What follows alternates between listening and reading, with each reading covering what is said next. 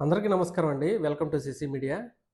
ఈరోజు జగన్మోహన్ రెడ్డి గారికి వరుసనే 3 దెబ్బలు తగిలినాయండి. ఆ 3 కూడా అతనికి భారీ షాక్ అనే చెప్పొచ్చు. ఎందుకనంటే ఒకసారి ఆ 3 విషయాల గురించి మనం మాట్లాడుకుంటే మొట్టమొదటిది జగన్మోహన్ రెడ్డి గారి మీద 13 సీబీఐ, 5 ఈడీ కేసులైతే ఉండటం జరిగిందండి. మరి ఈ కేసులకు సంబంధించి వ్యక్తిగతంగా జగన్మోహన్ రెడ్డి గారిని కోర్టుకి హాజరు కావాల్సిందేనని చెప్పేసి సీబీఐ కోర్టు అయితే ఆదేశించడం జరిగింది. అలానే రెండోదొచ్చేసి లిక్కర్ కేస్ దేశవ్యాప్తంగా సంచలనం సృష్టించినటువంటి కేసు ఏదైతే ఉందో, అందులో నిందితులుగా ఉన్నటువంటి వ్యక్తులు ఎవరైతే ఉన్నారో వారికి సంబంధించినటువంటి ఆస్తులు జప్తు చేయడానికి సిట్ అనేది ప్రభుత్వం అనుమతి కోరిందండి. మరి ప్రభుత్వం కూడా దానికి అనుమతిస్తూ ఆదేశాలు కూడా జారీ చేసింది.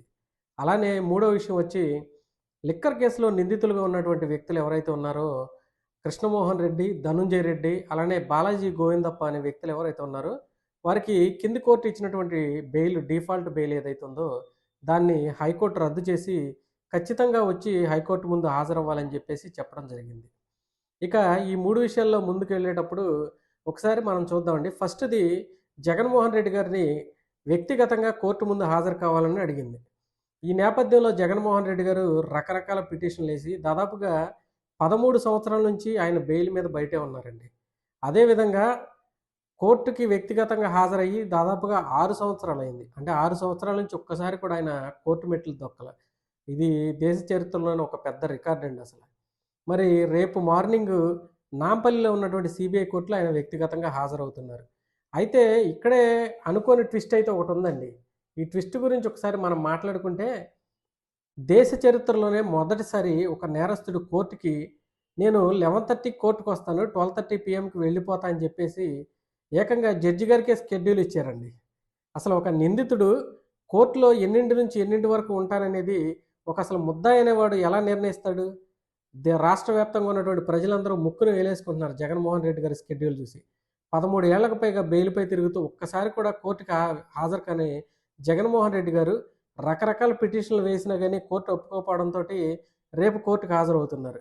అయితే నేను 11:30కి కోర్టుకొస్తాను, 12:30 కల్లా నాకున్నటువంటి ఆ టైంలోనే మీరు మీ కేసుల్ని ఏం చేసుకుంటారో చేసుకోండి.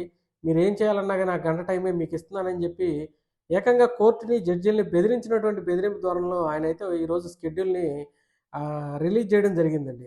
ఈ జగన్మోహన్ రెడ్డి గారి వ్యవహారం చూసి జనం అంతా కూడా షాక్ అవుతున్నారు. ఒక్కసారి జగన్మోహన్ రెడ్డి గారి షెడ్యూల్‌ని పరిశీలించినట్లయితే ఆయన బ్రేక్‌ఫాస్ట్ ఆంధ్రప్రదేశ్‌లో చేస్తారండి.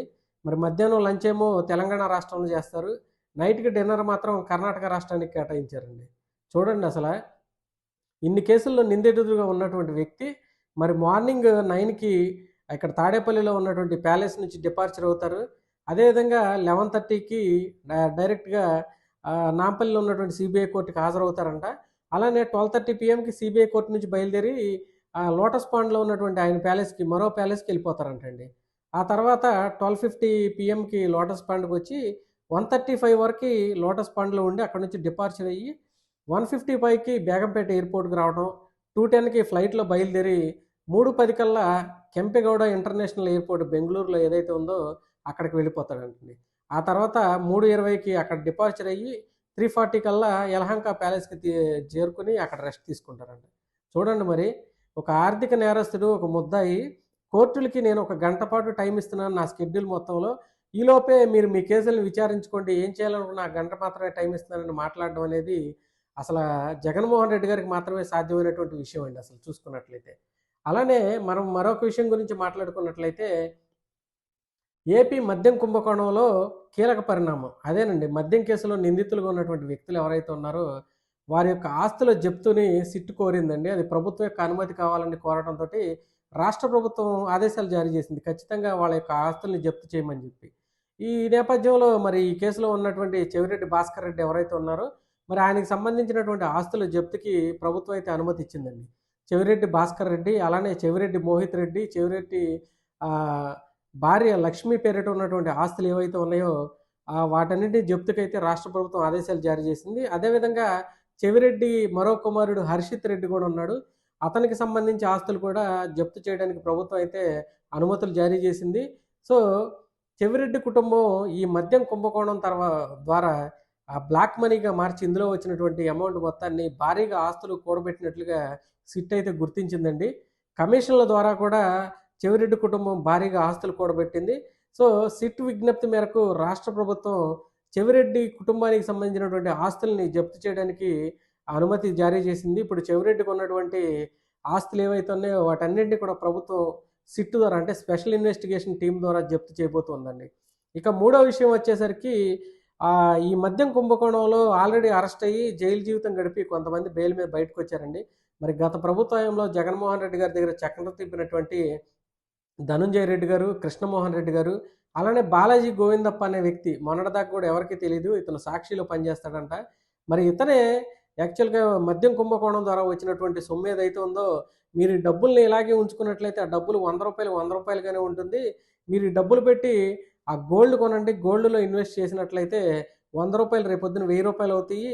మనకి రూపాయికి రూ. 10 లాభం వస్తుందని చెప్పి జగన్మోహన్ రెడ్డి గారి అంటే ఆ కుంభకోణంలో ఉన్నటువంటి కీలకమైనటువంటి వ్యక్తులు ఎవరైతే ఉన్నారో వీరందరి ద్వారా గోల్డ్ కూడా కొనిపించాడంటండి. మరి వీళ్ళు ఎవరైతే ఉన్నారో కింద కోర్టులో బెయిల్ పొంది ప్రస్తుతం అయితే కండిషనల్ బెయిల్ మీద బయటున్నారు. మరి ఈ వ్యక్తులు మొత్తం అందరినీ కూడా వచ్చి ఈ నెల 26వ తారీఖున కోర్టు ముందు లొంగిపోవాలని చెప్పేసి కూడా వీళ్ళకి కింద ఇచ్చినటువంటి బెయిల్‌ని హైకోర్టు అయితే రద్దు చేయడం జరిగిందండి. మొత్తంగా చూసుకున్నట్లయితే మరి జగన్మోహన్ రెడ్డి గారు చేస్తున్నటువంటి విధానం చూస్తే పొద్దున 9 గంటలకు బయలుదేరతారు. మధ్యాహ్నానికి హైదరాబాద్‌లో ఉంటారు. మరి సాయంత్రం అయ్యేసరికి బెంగుళూరులో ఉంటారు. మరి కోర్టులు నువ్వు ఆర్థిక నేరస్తుడివి. దాదాపుగా నీ మీద సీబీఐ, ఈడీ 18 కేసులున్నాయి. మరి వీటి విచారణకి నువ్వెప్పుడూ చెప్పినా గానీ, గత 5 ఏళ్లలో నేను ముఖ్యమంత్రిని. నేను ఒక రోజు పాటు మీ విచారణకు హాజరైతే నా ప్రజలకి నేను సేవ చేయలేను అని చెప్పాడండి. ఎగ్జాక్ట్‌గా ఏం చేసాడంటే జగన్మోహన్ రెడ్డి గారు, కోర్టు ఎప్పుడైతే ఆయన్ని విచారణకు రమ్మని పిలుస్తదో, ఆ రోజే ఏదో ఒక పథకం ప్రారంభించడానికైతే ఖచ్చితంగా శ్రీకారం చుట్టేవాడండి. సపోజు ఇవాళ నవంబర్ 19వ తారీఖు. అదే నవంబర్ 25వ తారీఖున కోర్టు హాజరు కమ్మందనుకోండి విచారణకి.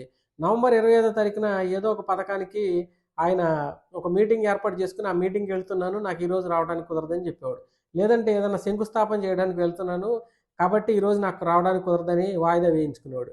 సో, గత 5 ఏళ్లలో జగన్మోహన్ రెడ్డి గారు ఒక్కసారి కూడా కోర్టుకి హాజరు కాలేదండి. చూడండి 13 ఏళ్ల నుంచి దాదాపుగా 43,000 కోట్ల రూపాయల కుంభకోణంలో ఉన్నటువంటి వ్యక్తి బెయిల్‌పై స్వేచ్ఛగా బయట తిరుగుతూ ముఖ్యమంత్రి కూడా అయ్యి, మరలా ఇప్పుడు కూడా కోర్టుకు మీరు విచారణకు హాజరు కావాల్సిందంటే ఇప్పటివరకు కూడా చాలా రకాల కారణాలు చెప్పాడు. నేను రాష్ట్రంలో ప్రముఖ నాయకుడినండి.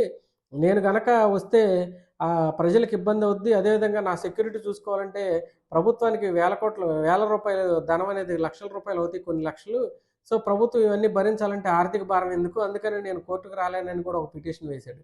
కానీ కోర్టు అతని మాటలేవి కూడా పెడ చెవిన పెట్టేసి ఖచ్చితంగా నువ్వు వ్యక్తిగతంగా కోర్టుకు హాజరు కావాల్సిందేనేంటి అని చెప్పి ఆదేశాలు జారీ చేయడంతోటి రేపు అనగా నవంబర్ 20వ తారీఖున నాంపల్లిలో ఉన్నటువంటి సీబీఐ కోర్టుకి దాదాపుగా 6 సంవత్సరాల తర్వాత అయితే జగన్మోహన్ రెడ్డి గారు వెళ్తున్నారండి.